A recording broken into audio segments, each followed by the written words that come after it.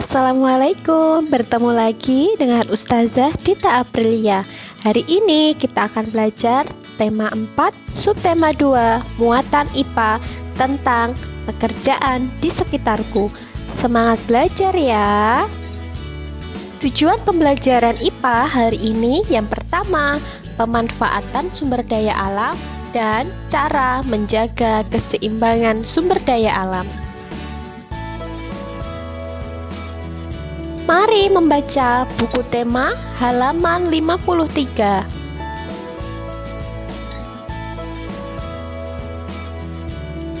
Ayah bekerja sebagai nelayan tradisional. Ayah tinggal di kampung nelayan dan pergi melaut saat malam hari. Ayah membawa sampan dan jaring untuk pergi berlayar.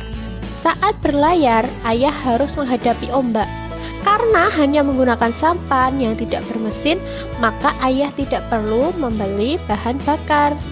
Sedangkan pada nelayan modern, para nelayan memiliki kapal yang lebih besar dan menggunakan bantuan mesin, sehingga tidak mudah tergoncang ombak. Kapal bermesin memerlukan bahan bakar. Jika penggunaan bahan bakar boros, maka dapat mencemari lingkungan perairan. Alat penangkap ikan berupa jaring dan juga radar yang dapat mendeteksi kumpulan ikan. Bahkan ada yang menggunakan bom untuk menangkap ikan. Jika semua nelayan menggunakan perahu besar dan perlengkapan modern, maka lingkungan perairan akan mudah tercemar dan banyak ikan kecil yang ikut mati. Setelah membaca teks tadi, ayo kita berdiskusi tentang persamaan dan perbedaan nelayan modern dan tradisional. Silahkan dibaca secara mandiri ya, tabel persamaan dan perbedaan nelayan modern dan tradisional di samping. Mari mengenal alat untuk menangkap ikan. Ada pukat harimau, yaitu jaring yang sangat besar yang dapat menjaring semua makhluk hidup di laut. Sedangkan ada bom ikan, yaitu bahan peledak untuk menangkap ikan yang dapat menghancurkan terumbu karang dan habitat ikan. Mari membaca buku tema halaman 72. Proses pembuatan pensil. Yang pertama, grafit murni dan tanah liat dihancurkan. Yang kedua, bubuk grafit dan tanah liat dibakar selama 3 hari. Yang ketiga, pensil dibentuk panjang dan tipis. Dan proses yang keempat, pensil ditutup dengan kertas dan kayu.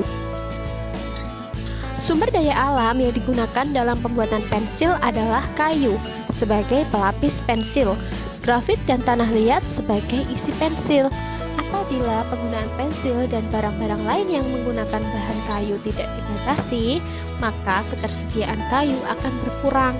Selain itu, penebangan kayu tanpa usaha penanaman kembali akan menyebabkan kekurangan persediaan kayu. Jenis pekerjaan dan sumber daya alam yang digunakan.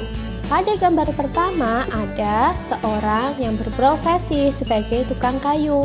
Bahan yang dihasilkan ada meja, kursi, dan perabotan rumah tangga. Bahan asal benda yang digunakan adalah kayu. Jenis sumber daya alam yang digunakan dapat diperbaharui.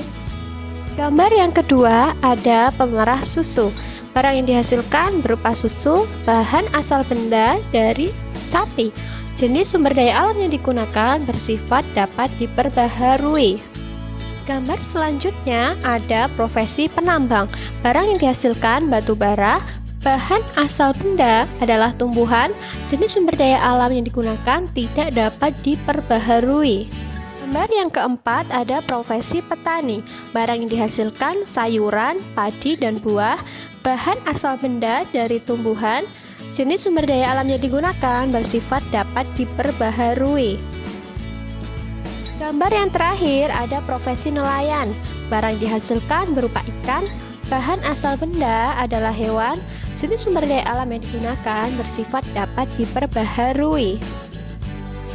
Dampak pengambilan sumber daya alam dan upaya pelestariannya. Salah satu dampak pengambilan sumber daya alam adalah berkurangnya daerah resapan air hujan karena hutan yang gundul. Upaya pelestariannya dapat dengan cara reboisasi, sistem tebang pilih tanaman, membuat terasi ring di lahan yang miring, dan penegakan hukum secara tegas bagi pelanggar undang-undang kehutanan. Dampak pengambilan sumber daya alam yang kedua, lingkungan yang rusak akibat pertambangan terbuka. Akibat pertambangan dapat berupa kerusakan hutan di daerah tambang, pencemaran udara akibat debu dan asap, serta pencemaran air dan tanah akibat limbah buangan tambang. Upaya penanggulangannya dapat berupa pengolahan limbah tambang dengan baik dan perbaikan lingkungan setelah kegiatan pertambangan selesai. Itu tadi video pembelajaran IPA hari ini. Tetap semangat belajar meskipun di rumah. Wassalamualaikum warahmatullahi wabarakatuh.